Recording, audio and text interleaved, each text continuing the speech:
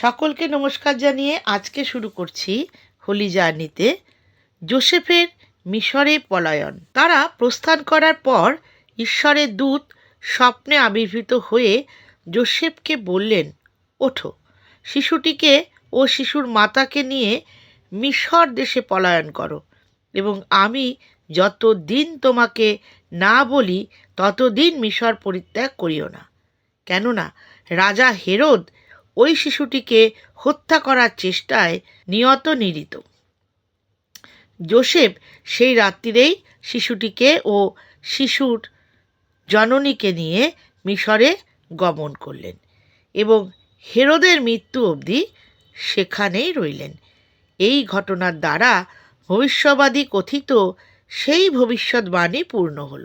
আমি সেই মিশর দেশ হইতে আহানি আনিলাম আপনার পুত্র। প্রাচ্য দেশ থেকে আগত বিজ্ঞ পণ্ডিতগণ তাঁর সঙ্গে ছলনা করার কথা উপলব্ধি করে রাজা হেরোদ ভয়ঙ্কর ক্রুদ্ধ হয়ে উঠলেন এবং বেথলেহেম নগরীতে ও তার পরিসীমার মধ্যে 2 বৎসরের ও তার কম বয়স্ক যত পুত্র সন্তান আছে সে সকল পুত্র সন্তানকে বধ করার জন্য বেথলেহেমে সৈন্য প্রেরণ করলেন।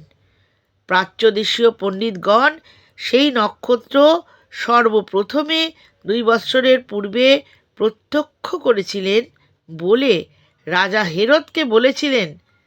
তাই রাজা হেরোদ উক্তরূপে সৈন্যগণকে আদেশ দিয়েছিলেন। হেরোদের সেই নিষ্ঠুর ভবিষ্যবাদী জিওমিয়র ভবিষ্যৎবাণীকে পূর্ণ করলেন।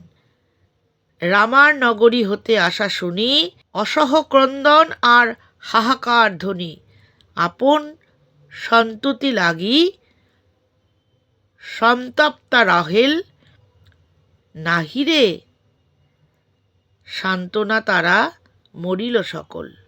আজ এই পর্যন্তই।